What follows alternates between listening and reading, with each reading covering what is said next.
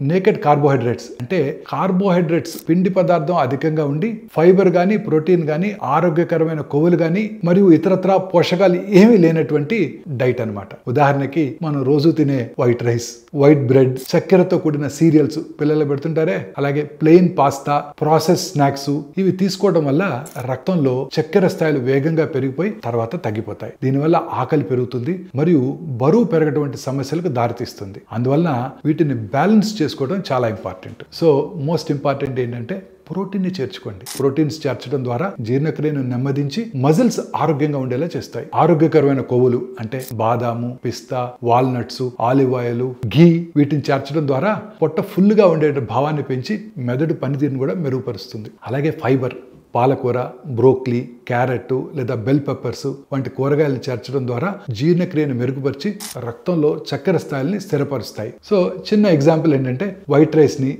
Grill చేసిన fish తో గానీ లేకపోతే కాలీఫ్లవర్ కూరతో గానీ పాలకూర పప్పుతో గానీ కనుక తిన్నట్టయితే ప్రోటీన్, ఫైబరు మరియు ఆరోగ్యకరమైన క్రొవ్వులు సమృద్ధిగా ఉన్న భోజనం తయారు చేసుకోవచ్చు. సో ఫైనల్ గా నా సలహా ఏంటంటే నేకెడ్ కార్బ్స్ ని పూర్తిగా మానేయకుండా పోషక ఆహారాలతో సమృద్ధిగా ఉన్న ఐటమ్స్ ని కలిపి తిన్నట్టయితే శక్తిని నిలుపుకోవచ్చు, సమగ్ర ఆరోగ్యాన్ని మెరుగుపరిచే బ్యాలెన్స్డ్ డైట్ ని తయారు చేసుకోవచ్చు.